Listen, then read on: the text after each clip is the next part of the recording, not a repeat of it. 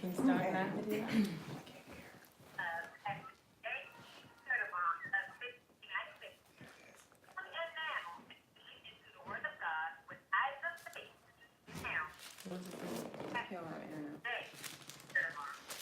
Well, God bless you. God bless you. God bless every one of you. Yep. Absolutely. You heard the intro. You know what time it is. You know who I is. This is Pastor J.E. Sturdivant, Pastor of Faith United Ministry, 7905 Fernham Lane in District Heights, Maryland. And I am the very fine pastor Very fine of pastor. the said church. Did you get that? Of the said church. Yes. And I am here. This is Back to Basics, Eyes of Faith radio broadcast.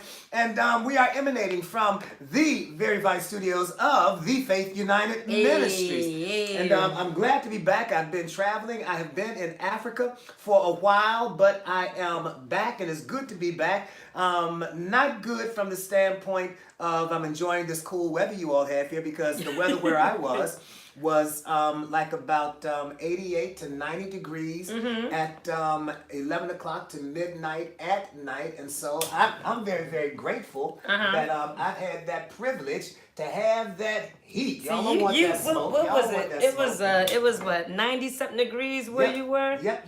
At night. You know, so I'm glad to be back here. So what you all are calling comfortable weather, and I'm sorry that I'm trying to get this thing situated here, but we are here. What you all are calling comfortable weather, in all actuality, is cold weather for me. And so I'm grateful to just kind of be here and to be back, and it's a good thing. So we're doing this, and I've got on the other phone, the one that's making it happen, I've got Lady Michelle that is there making it happen for us at Church Talk Radio, and it is an extreme blessing to have you back. I don't know if they can hear you, but how you doing, Lady Michelle? Can you hear? No, she can't hear. She can't hear us. I'm good. Okay, there she is. All right. I'm trying to get everything situated, but we've kind of got some things happening over here with our internet. I don't know if it's because I've been international with my phone, and so it's still kind of got a little ghetto pop to it, but I'm here, and I'm glad to be here. Janice, greet the people. Say hello to them. One voice, one word, one name, one mic. You know who she is. Josie. Hey, everybody, Church Talk Radio. We are here another week. We're glad to be here. We're excited. We're excited to be here. Y'all know every week, the same time, every Wednesday at 3 o'clock. Y'all heard it. Back to Basics, Eyes of Faith. And what we do, we just give you some basic principles, some basic teachings using, scriptural references to kind of back it up. And you heard Pastor, he was gone for a minute. Now he back. And he's back. Welcome back, sir. Yeah, so, I feel that, Welcome back. Hey. Your dreams were your ticket out. Welcome back to that same old place that you laughed about. Well, the names have all changed since you hung around. But the dreams still remain, and they turned around. Yep. So who'd have thought they'd lead you? Who'd have thought they'd lead back here where we need you? Yeah, well, we tease them a lot, but we got them on the spot. Welcome back. Welcome back, welcome back, welcome back. Hey, welcome back, welcome back, welcome back. Wait, stop a little early. Stop a little bit early, daughter, but welcome that's okay. Back. I don't know, but we here. You see that? Welcome back. You see that? We here. Why we sound like Kyle and Kate?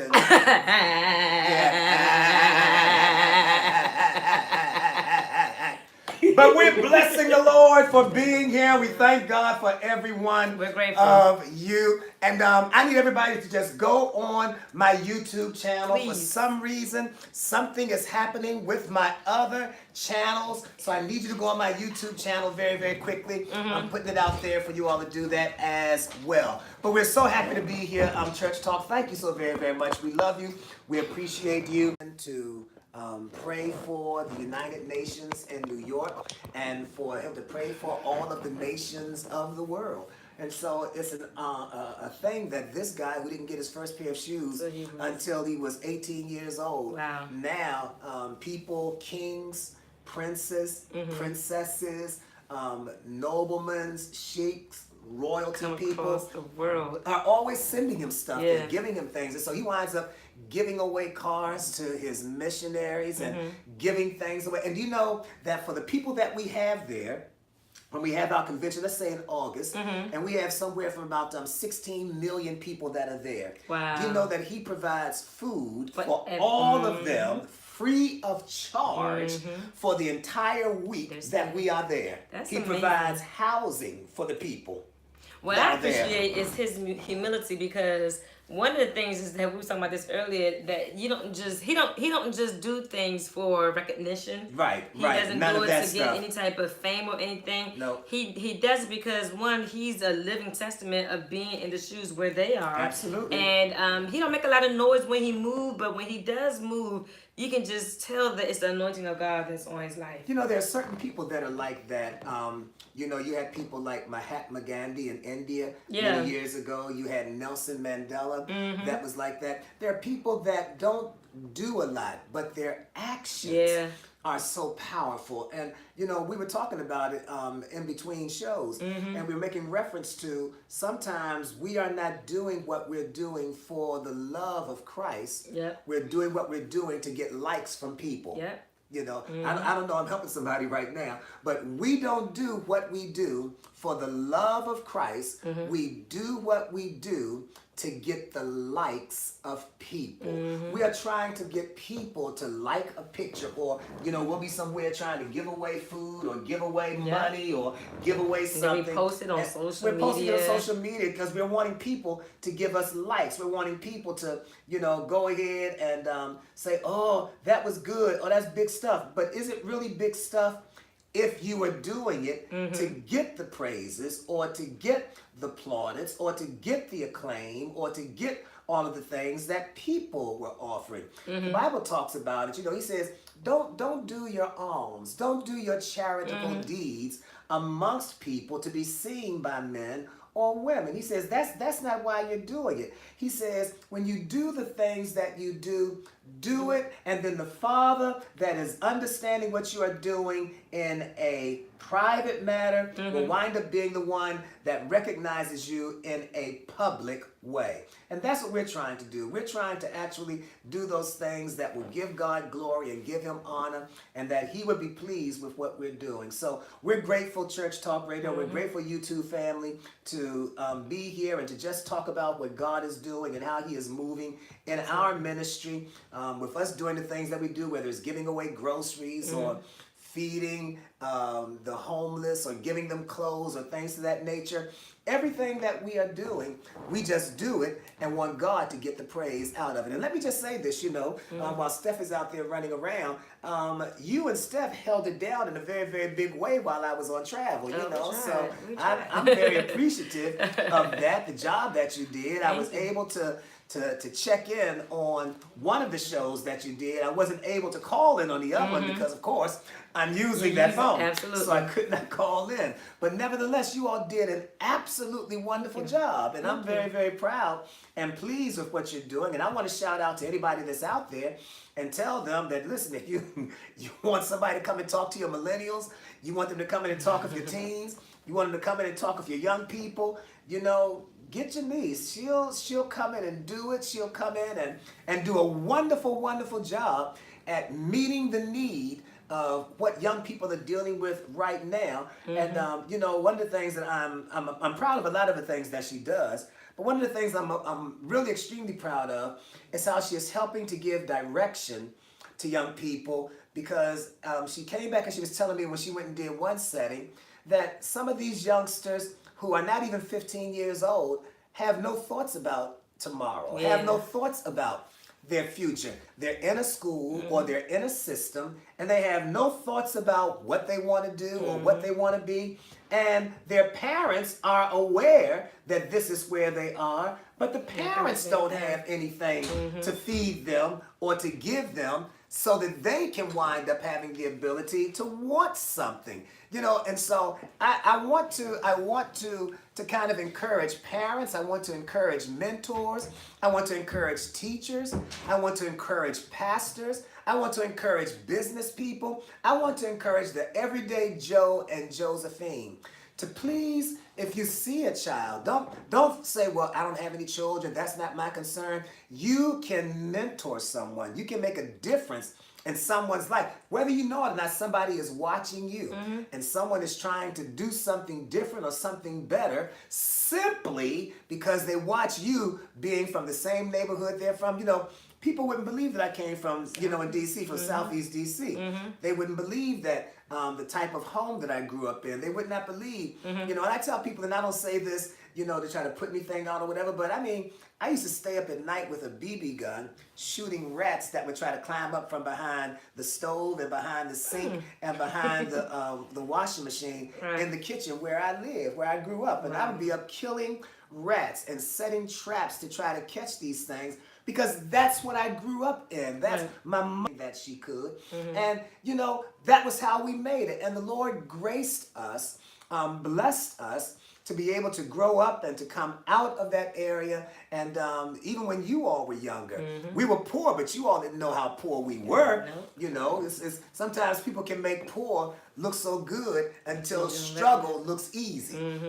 So I just kind of want to shout out anybody, if you can make a difference in someone's life, please make that impact. It'll do some good. I think it's needed. And this would be a segue, but one of the things that is a need is, and we've been talking about this over the past couple of weeks, is this whole concept of love.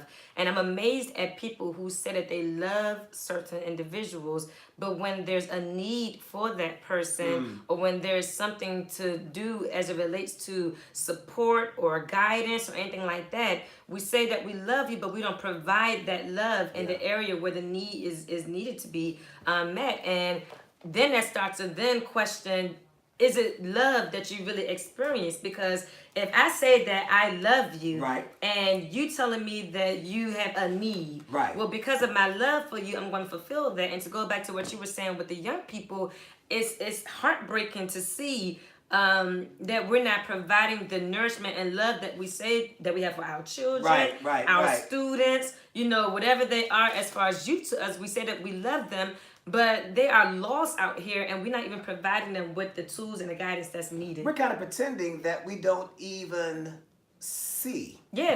That this is what the individual is going through. So it's kind of like we turn a blind eye. I walk by faith. No, you done posed and turned a blind eye to the very need of what people are dealing. John says something in 1 John chapter number 3, verse 18. It's right in line with what you just said. It's just a scripture to back it up. 1 John chapter number 3, verse 18. What does it say? My little children, let us not love in word or in tongue. Let's not just love in word or in tongue, but in deed. Indeed and in truth. In other words, it's not, don't just love in what you say, but love in deed. That word deed means love in action. Love in doing what you are saying that you love about. Love in doing that. And that is what we're here for. That's what we're trying to do, is to put across that, and that's why we're taking even these biblical principles and trying to apply them to everyday life, so that people who are needing something, I went to school for a couple of little things and got a couple little insights when it comes to some things dealing with the psychology of things and the religion of things, and putting them both together to help. And that is why we are on the radio station, Church Talk Radio. That is why we are on YouTube. That's why we come on Facebook Live. Is because, do you know, sometimes when you're looking at the comments that people have made, they wind up saying, you've helped me with something I've been struggling with all of my life, or you've helped me with something that was on my mind, or you've helped me to deal with things pertaining to my children or pertaining to my spouse, or things that I've been trying to figure out. So real love, as we've been dealing with on this particular broadcast, and if you by chance, Church Talk, if you all get an opportunity, please go and on my YouTube channel and listen to my teaching that I did earlier today, and that because I do a teaching during the day as well as in the afternoon, 2 different teachings, and I think that would bless your life in a big, big way. Now, what I wanted to do today for the few moments that I have left, and unfortunately, we're not able to pull some of the things together that we want to pull, but we're going to go ahead and work with where we are. For the time that I have left, we were talking.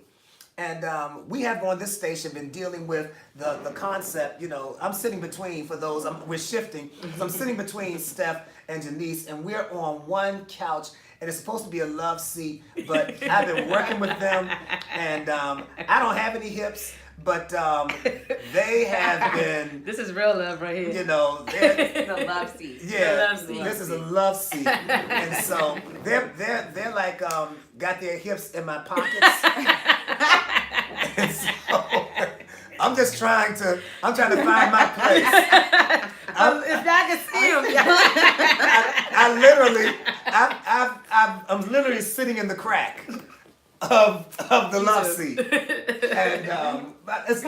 it's like my crack fits right in the crack That's why you're in the middle. of the There love you go. seat. Yeah. But that means that you're working with us is helping. yeah, right. But I'm a little inconvenienced right here. But no, we're fine. We're okay. But Steph is back in, and we've been trying to run around, and unfortunately, we weren't able to get some things done. And it's around this area. Yeah, this area is going through a shutdown of everything Wi-Fi. So, Steph, greet the people for Church Talk Radio and say hello to Good them. afternoon, Church Talk. I'm ready. It's, when it's the second dose. Yep. I'm here. I'm excited. I have that energy. This morning I got that oil off of you. Come on, because I'm breezy. If y'all was not ready for him to come back, I was ready for all of us. And these both, you're great, Dad. I really appreciate it. And I hope you guys are ready. Yeah, because I got a little something to say. I got a little something to say. Yeah. Now, listen, I was wondering because, while I was in Africa, I've got plenty of time to get before God. I don't have any television over there. Mm-hmm. Not that there is not a television, but there's only one thing that you're watching the entire time. Wow. So rather than watch the one thing the entire time, I purpose that rather than watch TV, I'm just going to stay quiet and be before God. Mm-hmm. Let me just say this to you all before I get into this teaching, that what is very underrated when it comes to God is not prayer. Prayer, everybody's talking about, I pray. But you know what's very underrated? Mm-hmm. What's very underrated is meditation. Meditation is after you have prayed and told God everything that was on your heart. Can I ask you, how many of you all actually know when God has answered? Mm-hmm. That's good. And the reason why most of us are frustrated is because while we have prayed and told God everything we wanted to tell him, what we did not do was sit still long enough after we laid everything out to wait for him to respond. Yeah. So we run off, as my mom, who is 96 years old, says, we run off half-cocked. We run off with a concept that we have prayed when all we did was have a monologue, mono meaning one, where we have talked with him, but there was no dialogue, die meaning two. There was no dialogue where we gave him time to talk back. In prayer, it is a communication with you to God and then with God to you. And so a lot of us are saying, God didn't answer my prayer. How do you know? Mm-hmm. You didn't even stay in the prayer place, the prayer posture, long enough for God to have a chance to respond to you. Mm-hmm. So you have to now start wondering, is it that my prayers didn't get answered?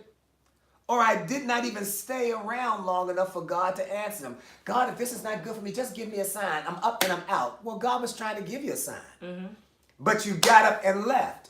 So now you went into something and said, well, God didn't say anything. He didn't show me nothing. So I just went on and did this. No, he was waiting for you to stay put long enough for him to tell you, it's not that you need a sign. Let me give you some instructions. Mm-hmm. Or you could have been sitting there with your Bible, because I'll go into my prayer time and just have my Bible right there.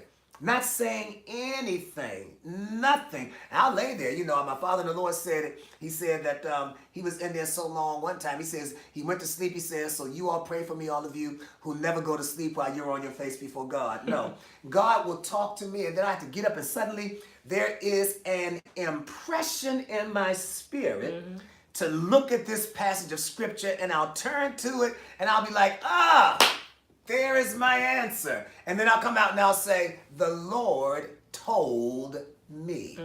Because he impressed him. People are like, well, how come God don't tell me nothing? How come I don't hear him? Because God can only bring out of you, the record is, that the Holy Spirit will bring to remembrance whatever Jesus has said. Well, if you don't know what Jesus has said, then the Holy Spirit has nothing to work with. Right. So what you going to do? I'm going to get my message from Love and Hip Hop. I'm going to get my message from Hip Hop Atlanta. I'm going to get my message from the Real Housewives of Potomac.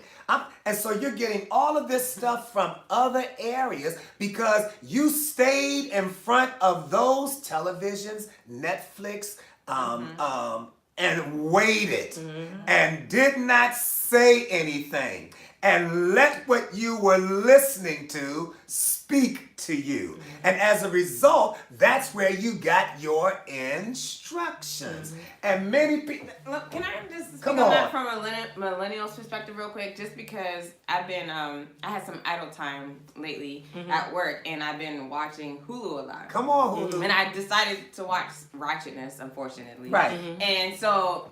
Y'all know what that is. And it was in my spirit. So I've been out the past couple, days, and I've been around people that know me. Yeah. And they said, Steph, you've been more aggressive than lately. Right, the way you're acting is a little different. And that stuff is impressionable. Absolutely. Like, even if you're not watching it for that sake, it gets in your being, in your spirit, and you just start to act like that and have that type of vibe, and that wasn't even my goal, and it's kind of sad. It is a subliminal message. Attest to that. You ever go to the movies and you're sitting there, and all of a sudden you're just, I want a soda now. Because there are subliminal messages that come throughout the movie, and you don't pay attention to it because you're watching the movie. Things come across to you. You just like the beat of the song. And you don't even realize, that the words are saying. And the next thing you know, you're like, I don't even know why I'm saying these words. Where did I get this from? And next thing you know, God think he's saying a line, and you like, you do know that you're quoting what so-and-so said. It's like, wow, I thought that was something I came up with. No, that's because it got into you. And I have found that when I, for example, the other night I was laying in bed, and what I do is I will listen to my father's teaching or Dr. Miles Monroe teaching. And I'm listening to Dr. Miles, and then I'm listening to my father, and I'm sitting there, and I've gone to sleep.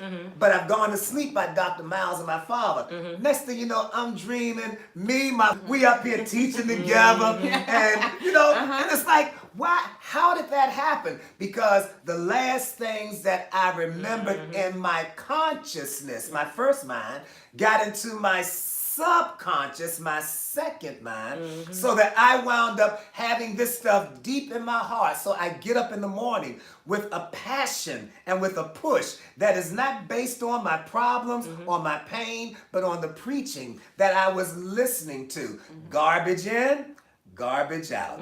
Whatever you take in is going to be what you take out, because television tells a vision. And since it tells a vision, or the songs you listen to, you'll start thinking you're not good enough, you're not pretty enough, you're not light enough, you're not dark enough, you're not skinny enough, you're not plump enough, you're not whatever enough, because all of these things have told a vision. And so you have to sometimes just tell yourself, I am enough. Whatever it is, I am enough. And so when we're dealing with that concept, and I'm glad that Steph kind of gave us that, and we did it, because the real struggle when we're talking about in this segment about how deep is your love, or the depth of your love, is that our parent scripture that we have been using all of the time was Luke chapter number 10, verse 27. Luke chapter number 10, verse 27. And I was thinking about this, and I told Steph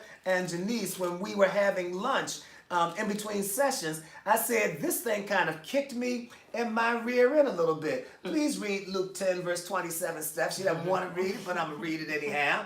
Come on. Luke 10, 27. Yeah. Okay. So he answered and said, you shall love the Lord your God with love all the your Lord heart. your God with all your heart. And they taught this so beautifully last week that there is a way that love goes. Number one, that's the way love goes. That's the way.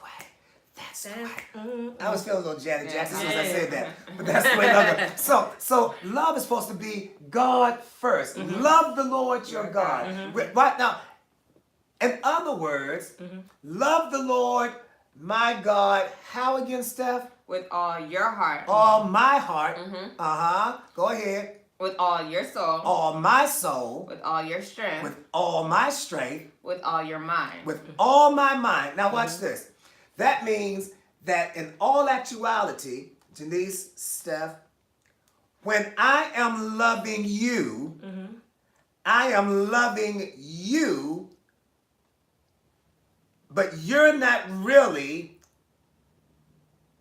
the way that my love comes. You're just the recipient of my love because I'm loving you through God. Yeah. You got it?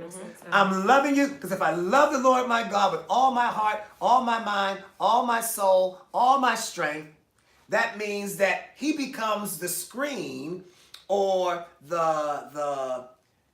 he monitors my love.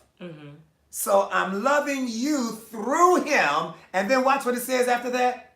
And love your neighbor as yourself. So I'm loving God. I gain my concept of love from him. And through him, I love my neighbor. Now, my neighbor is anybody other than me. Dr. Miles Monroe said something. He said that when you say I do to someone in marriage, you are not saying it from love's perspective. You're saying it from faith's perspective because you have no idea what the individual that you are saying I do to is going to bring to you. Right. So when I say to him, do you love him in sickness and health? Yes. Good time and bad time? Yes.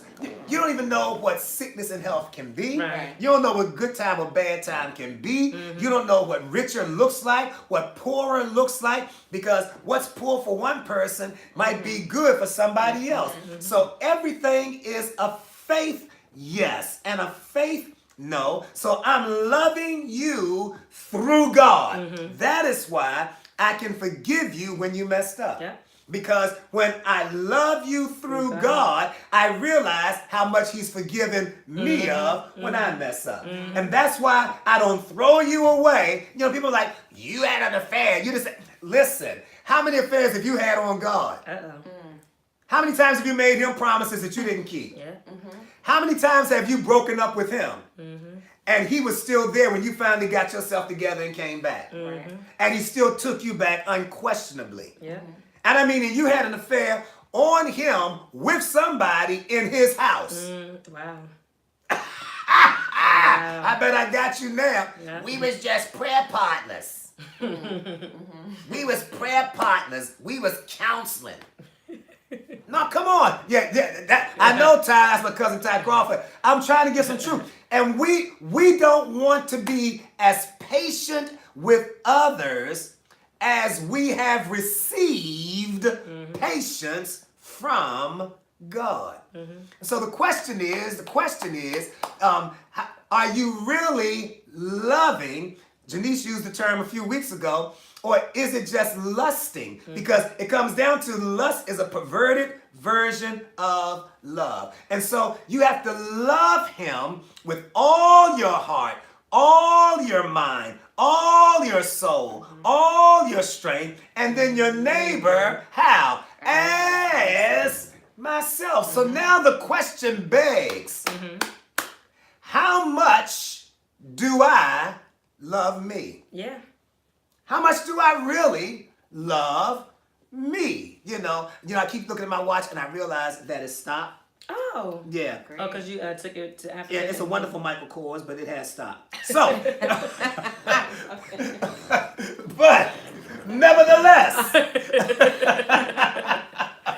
So now the question comes, how much do I love me? Mm-hmm. How much do I love? I love me. No, I know you like to take selfie, but the question is, do you love yourself? Not for me. No, I'm about that life. I love me. I'm gonna get them bags. I'm about that. I'm gonna get that guap. I'm getting it. I love me. And you're thinking that you really love you, but a lot of what you do shows how much you don't love you. Yeah. Because there are certain things that you would not do to you if you loved you. Or you wouldn't allow people to. Or you would not allow people to do to you if you loved you. And I know that everybody likes to think that they do, no, I this, no, I that, no.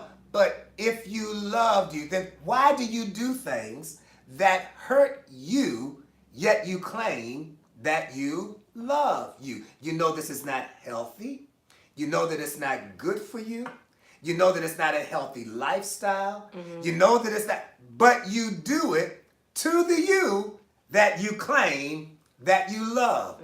That you love. You don't rest properly. You don't eat properly. You don't exercise properly. Those are small things. I'm not even going to talk about, drinking, smoking, weeding out. I'm not even talking about any of that stuff. I'm not even talking about unprotected sex. I ain't naming none of them things. I'm not naming that. I'm not talking about getting with somebody who's not your own. I'm not talking about that. I'm not talking about none of them things. All I'm saying is, if you really love you, why do you engage in a lifestyle or activities that would hurt you, yet you will tell somebody who you claim you love, I'm not going to do anything to hurt you. But the record is you love your neighbor as yourself, and if you are doing things that will hurt you and you are you, then how much will you do to someone who is not you? If you will jack up your credit and you love you, then what will you do when you get with someone who's got better credit than you do? Yeah. Won't you do that? If you will run up your credit card, what will you do if you get with someone who says, here, I trust you, take my card, go buy yourself something? See, if you are you are literally showing other people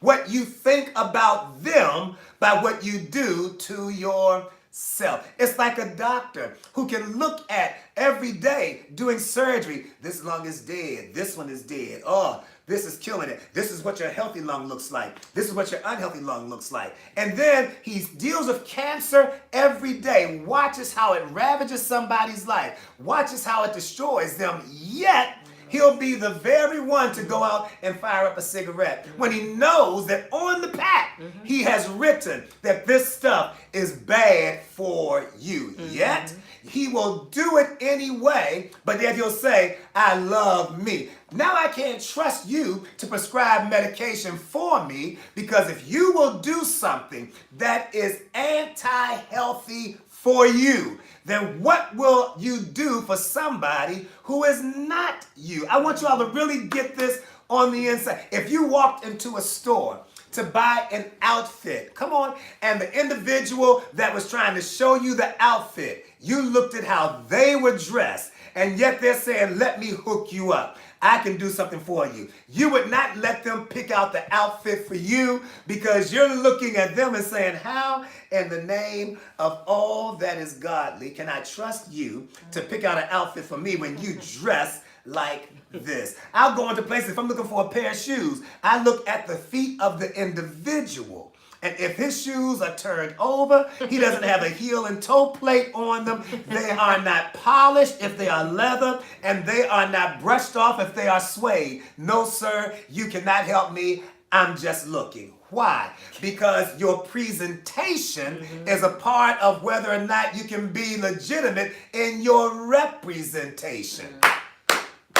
Your presentation has a lot to do with whether you are legitimate in your representation. People are looking at your life. They are looking at your lifestyle. I'm not saying that you're not gifted. You are. I'm not saying that you're not gifted. You are. I'm not saying you're not skilled. You are. But your gifting and your skill are wonderful things, but that does not mean that you have something that is believable. For example, I teach and I tell people this all of the time.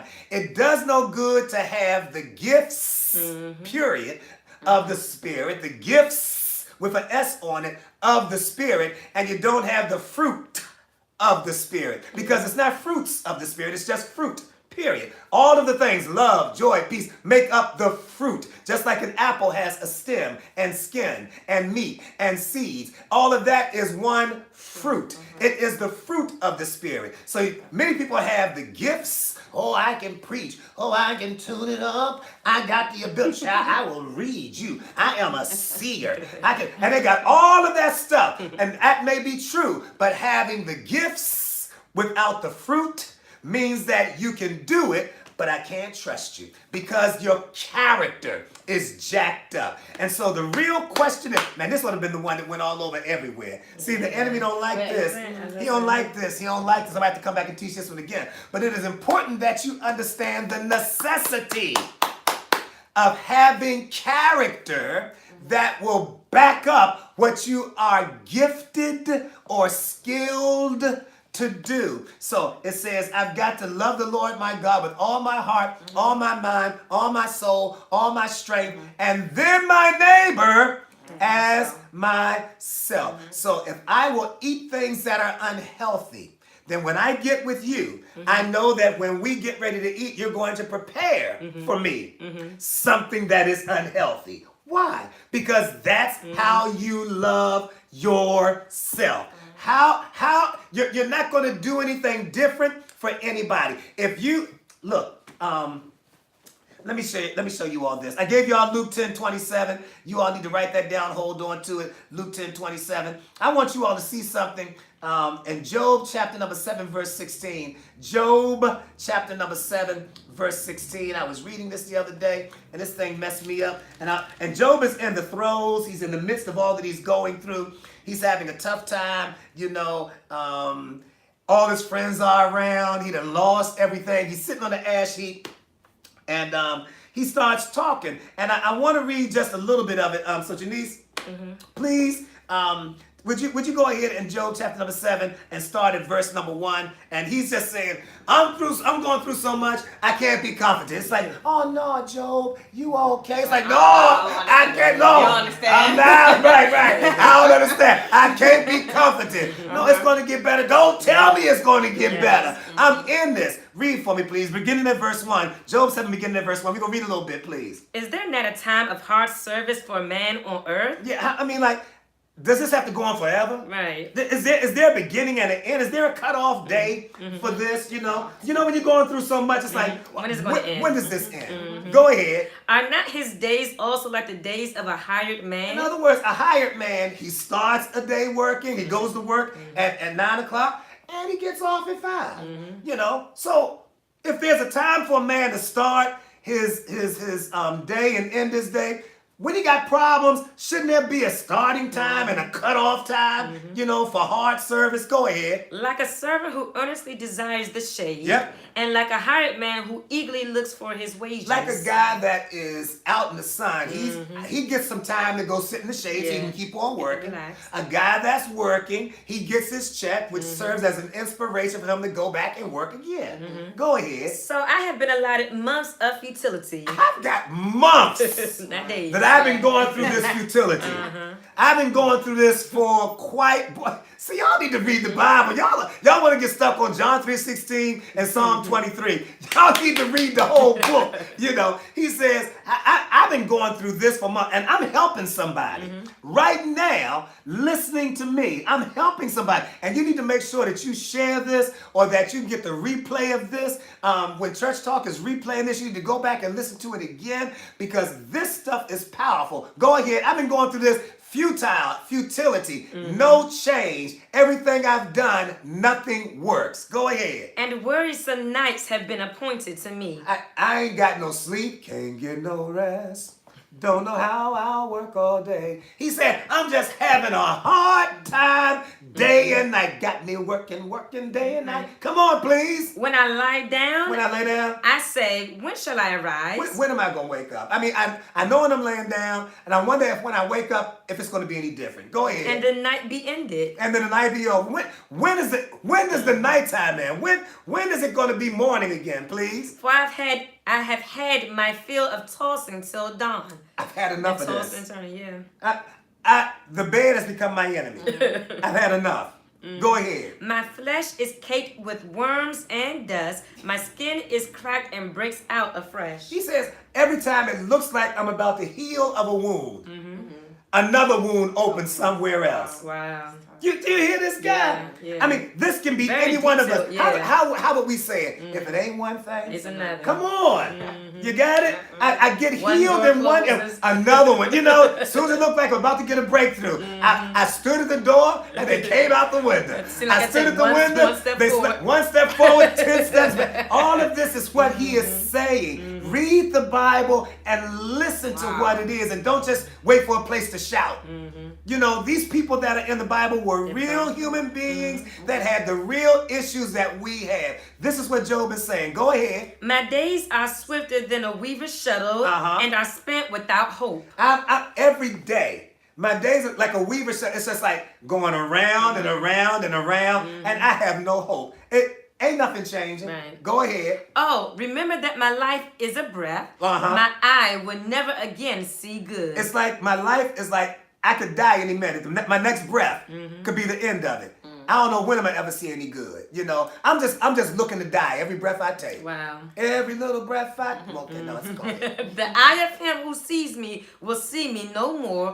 While your eyes are upon me, I shall no longer be. In other words, he says, the one who made me, he ain't gonna see me no more. And all of you all that are looking at me, I'm not even gonna be around. Right.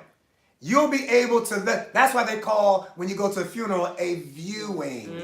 Because you can view them, but they can't see you. Exactly. That's what he says. Come on. As the cloud disappears and vanishes away, so he who goes down to the grave does not come up. He says, the same way you see a cloud now, it dumps and then it's gone. You don't see it no more. He says, that's what it's like right now. You saw me in my heyday. Now things are so bad. All I can do is be like a cloud and disappear. I've dumped everything I have. Go ahead. He shall never return to his house, nor shall his place know him anymore. Where I'm living now that I'm calling mine, somebody else will be in there, and it ain't even gonna be mine no more. I done wasted, I done spent my entire life to gain this property, these cars, this house, this territory.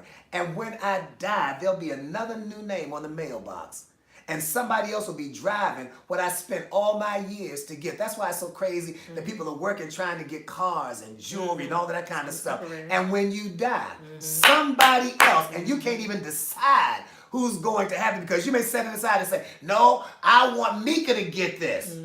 And the next thing you know, it's written for Mika to get it. But then Mika is so passive until Junebug come and take it from Mika, and ain't nothing you can do about it. And now who you wanted to have, what you said you left for them, they can't even get it. Go ahead, please. Therefore, I will not restrain my mouth. So now, since I know that I'm about to leave out of here as bad as things are, I'm going to say whatever I want to say. I will speak in the anguish of my spirit. I'm going to talk, why does he say? Out of the anguish of my spirit. I'm frustrated, and I'm going to talk out of my frustration. I will complain in the bitterness of my soul. I'm going to complain because your soul, remember, love the Lord your God with all your heart, all your mind, all your soul, and all your strength. I'm going to talk out of what I'm feeling, and whoever gets it, too bad, because this is where I am, and I'm going to say whatever is on my mind. And that's how some of you all are right now. You don't care who's going to be affected. You don't care what they feel. You don't care how much it damages them, because this is where you are, and you just want to get it off your chest. Come on. Am I a sea or a sea serpent? What?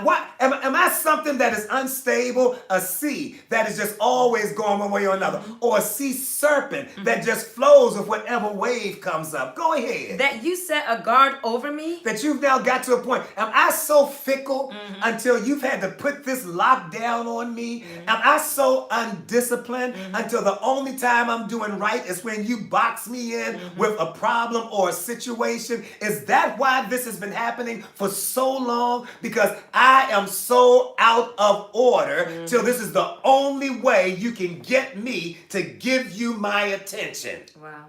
Man, this stuff is heavy. Yeah. Come on. When I say my bed will comfort me, my couch will ease my complaint, then you scare me with dreams and terrify me with visions. So when I try to ignore you and try to go ahead and say, I'll just go to bed and go to sleep. I'm going to sleep. I'm going to pull the covers over my head. Having nightmares. I'm going to go ahead and sleep on the couch. If my bed's I'll sleep on the couch. And he says, now I'm tormented even in my dreams. You creep into my dreams. Felt Luther. So I creep. Yeah, TLC. Yeah, -1. Come on. So that my soul chooses strangling and death rather than my body. My soul chooses what? Strangling. I would rather go ahead and choke. Yeah. Commit suicide.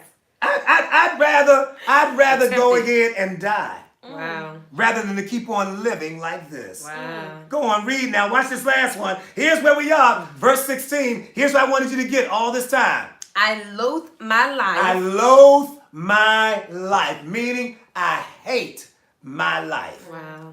I hate my life. Inyana can't do nothing. I hate my life. I loathe my life. What? I would not live forever. I don't even want to live no more. I hate my life. I hate my life. Now wait a minute. Love the Lord your God with all your heart, all your mind, all your soul, all your strength, and your neighbor as yourself. I taught earlier that there are some things that happen that there are no outside visible inclinations of anything that's happening on the inside. A person can be walking around infested with some type of disease, but you can't see it on the outside. They look good. They look healthy. Everything is all right. Why am I saying that? Because he says, I loathe my life. On the outside, the six-pack ladies, 6-foot-tall ladies, 6 figures ladies, all of that stuff does not show you that he doesn't like himself. Yeah. And that's why the 6-pack, 6 tall with the 6 figures and the Beamer 600 series will get you behind closed doors after getting you a 6-carat ring and then beat the hell out of you for 6 days out of the week. Wow. Why? Because there are things that are going on the inside that a person does not like about themselves, loathes about themselves, that you never get to see. Yeah.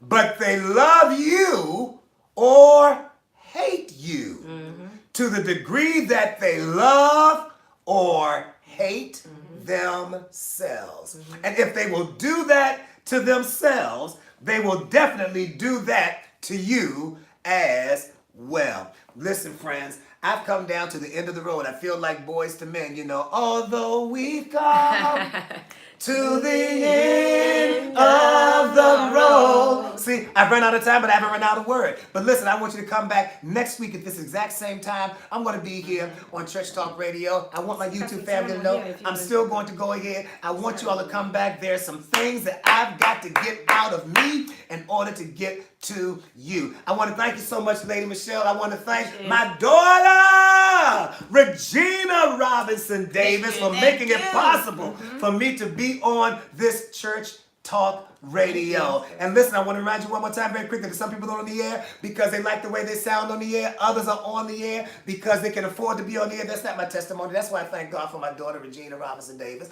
But we are on the air because what? We got something to say. Said we got something to say. Said we got something to say. God bless you. I See promise you you I next said it. You heard me. We'll see you next week, 3 o'clock. God bless you. our YouTube, because we're going to share this on social media, and you have a good 10 more minutes, so we're going to go ahead and just... Now listen, YouTube, I want you to get this thing because it is very, very, very, very powerful. I'm trying to get this to you because this thing that we are doing in the name of love is actually being done in the name of loathe.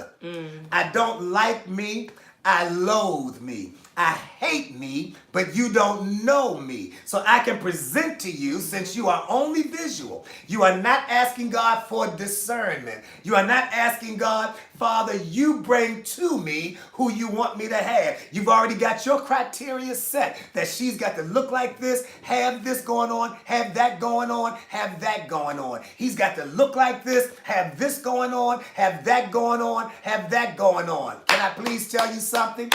That the enemy is listening to everything that you are saying, and that the enemy has the ability to bring what looks like what you were looking for and sounds like what you were looking for and have the things that you stated when you were talking out loud, the same way that angels carry out the voice of the word of God, demons carry out the voice of the things that are not in the word of God, which is why you get somebody that looks like they might be who God is trying to give you, but then they wind up not being who God would want you to have. Why? Because the devil has the ability. He is a tremendous masquerader. He is one that has the ability to just pull the wool over your eyes, as they say, and the next thing you know, you try to figure out, how did I get stuck with this? Isn't it amazing that sometimes a thing can look like a blessing, and then the next thing you know, after it looks like a blessing, you'll wind up saying, this thing, this is a curse, this is the devil, this is what, how did that happen? It is because from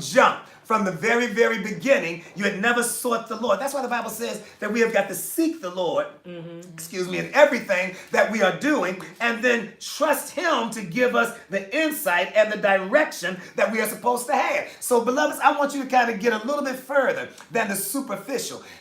People are going to love you to the degree that they love themselves, or hate you to the degree that they hate themselves. I never forget that there was once this guy, I don't want to go too much into the detail, but his father told him, you ain't gonna be nothing, and the reason why you ain't gonna be nothing is because I ain't nothing. Can you imagine having someone to speak that over your life, because that's where they are? They never got anything. I've heard women say that you're not going to be anything because your father wasn't nothing.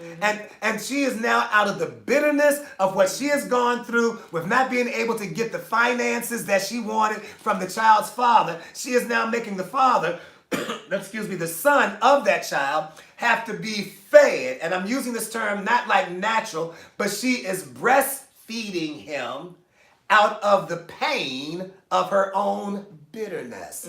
And there are some of you right now that have been fed with a bunch of bitterness. You have been fed from the perspective of someone else that was going through something, and now when they got with you, you wound up getting it. And let me say this, I don't want to take the whole time, but let me just say this and give my daughters a chance to say something. Do you know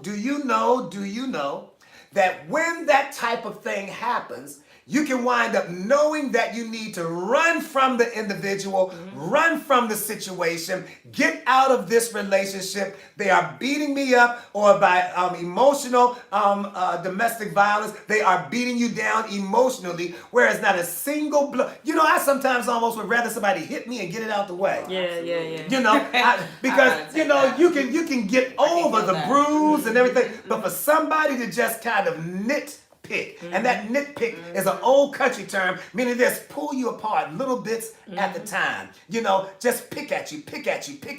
And instead of you walking away, do you know why you won't walk away? Because you have allowed your emotions and your feelings to make you stay in something, saying, but I've made an investment and I believe it can get better. I believe we can work it out. I believe that I'm supposed to save him. I believe I'm supposed to turn her around. I believe, listen, you got more faith in your ability to change a human being than you do in your ability to be changed by God. Because when God says He wants to change you, you say, I can't.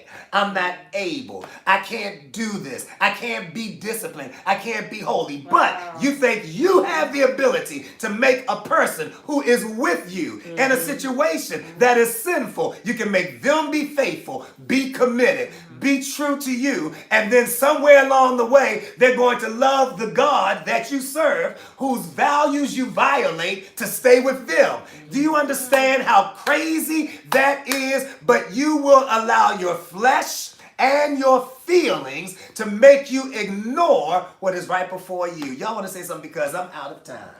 That was good. That was good. A cliffhanger. But I was just thinking, because maybe some of the reasons why we continue to do some of these things in the name of love is because some of us may equate love with pain. I mean, if you think about it, let's say, some of us who, for example, like drinking alcohol. Right. We love the pleasure. Yep. Here's two P's, pain and pleasure. We like the pleasure of how it makes us feel at that moment. It gets us in a different mood. It gets us in a different place, mindset. It's a spirit. It's a spirit. But then the pain that comes after it, that hangover. Yeah. The hangover. And we know that this is what's going to come as a result of it. But we forget the pain, eliminate the pain, and focus on the pleasure. That's how we kind of view love. Right. Sometimes we view love based off of, okay, I know that, it's going to cause me some pain if I continue to stay with this person. Even though I'm not supposed to stay with this person. Right. If I continue to do this, I know it's going to cause me pain, but I forget about the pain and I focus on the pleasure. And the crazy part about that is that while you are making allowances or excuses for whatever the pain may be, you are keeping yourself by choice from the best that you claim that you pray for. There's that third P. You've prayed and asked for certain things, but then you do the things that cancel out your prayer. Yeah. And it's just temporary, and what you prayed for was for something permanent. Yeah. And then you'll be saying, well, when what I'm praying for comes, I'll let this go. Yeah. Well, listen, you don't really make room for what you're looking for while you've got something else occupying the space. Yeah. And nobody's going to want to come and be hollering at you. Maybe they do it differently these days. But when I was coming along, there was a certain level of respect that if I knew you were hollering at somebody else or you was with somebody else, then I'm not going to walk up to you, while you with that person and do that. There was just a little level of respect. I say, I don't know how it is now, but there was a little level of respect. But, maybe people do just see you arm in arm with somebody, or, they see you squeezed up and kissing somebody, and they just come up and start grabbing you from behind. I don't know. Maybe that's the way things are now. Yeah. I don't know. Yeah. But what I'm saying is that if you've been asking God to give you this, then you're not going to make space, as Jonathan McReynolds says, make room for him. You're not going to make room for what you've already got in the space. How are you going to make room for it? If you want new furniture in a room, you've got to make sure the old furniture is out. And you don't wait until the day. Yeah. Here we are. You don't wait until the day that the truck is backing up to the door to suddenly say, I need to get this room clean. Boy, I just gave a real illustration. Yeah. Because now you're going to have your new stuff and your old stuff, which now you can't move around at all because you've blocked up all your space because you've got the old and the new. And now it's like, won't nobody come and help me? Won't nobody come and what kind of friend that ain't? No, it's not that they are a bad friend. It's that they're saying you did not plan properly. And so nobody wants to be caught up in the mess of now I've got to clean out these drawers before I get rid of this chest of drawers. Now I've got to try to go through organizing what I had in the drawers while I'm trying to clean out the drawers. But I've still only got this person that says I'll give you 2 hours of time. And now you're frustrated because they're not true friends.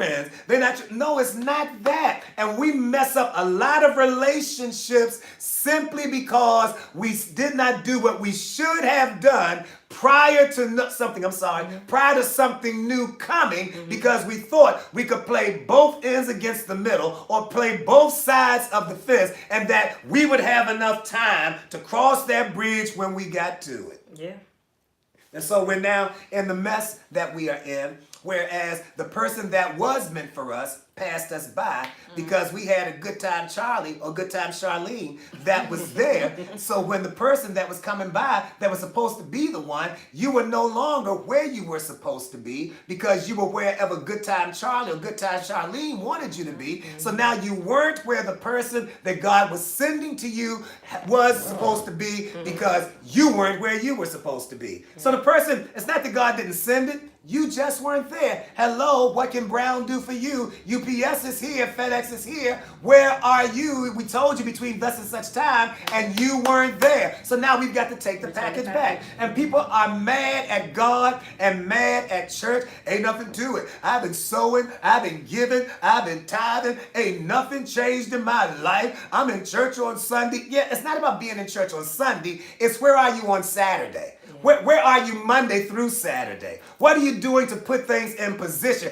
Are you getting furniture out of your house Monday through Saturday so that there is room on Sunday? And so now we're mad at God because we did not do anything Monday through Saturday and thought that God ought to drop all the luggage, all of the furniture, everything in the house on Sunday. It's important that you start. How selfish is that?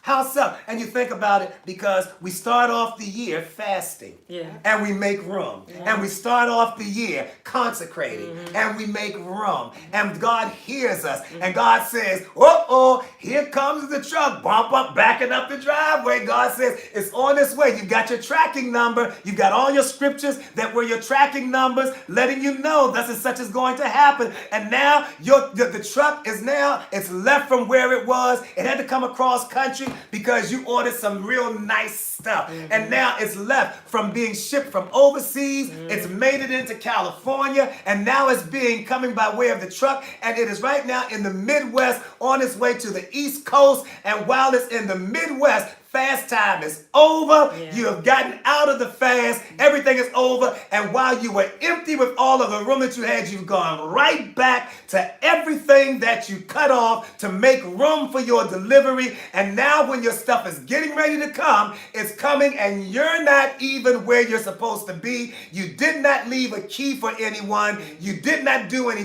I thought it was coming on Tuesday. No, that wasn't a Tuesday. It was a Thursday. But you were so blind from the weed or from being drunk until you confused. You said it started with a T and you couldn't see that was supposed to be a Thursday instead of a Tuesday, and you flat out missed it. And now because you missed it, you want to now run to God on Sunday. Oh, Jesus, Jesus, Jesus, Jesus.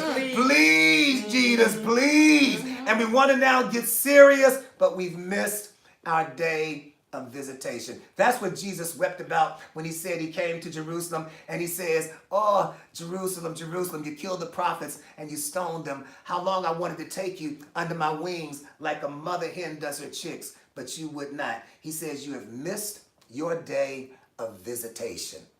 You've missed it. And I want to encourage somebody right now. Listen, if you've gotten away from God, you need to get back. If you've gotten out of church, you need to get back in. If you're saying, I worship the Lord in my own way, Okay, I understand that. And we all worship him in our own way. But we're supposed to come together with all the people who worship in their own way so that we can all, in our own way, worship him together. And so I want to encourage you, if you don't have a church home, if you don't have a ministry, please come to Faith United Ministry, 7905 Frenham Lane in District Heights, Maryland. I want to encourage you to come over here. We are a Bible teaching, Bible preaching, Bible believing ministry, and we're not going to coddle you or pacify you, but we will love you and push you towards holiness and to be what God can have you to be so that he can give you everything that he wants you to have. Y'all want to say anything before I get off of here? Definitely. If you don't have any pastor's books, as we always say, I'm telling you, these teachings, they come straight from his life, his story, and all these books are as a result of them. If you don't have them, please go on his personal website, www.jesturvantministries.com. Again, www.jesturvantministries. Please go on there and you can see what's going on with Pastor Sturdivant. If you want him to come and be a part, we see you, Leslie Gill. Thank you so much. See you this evening. If you don't have a church home, or if you want Pastor to be a part of your next event, conference, workshop, anniversary, whatever you have going on, please contact me, Janice. I can be reached at 301-736-2388.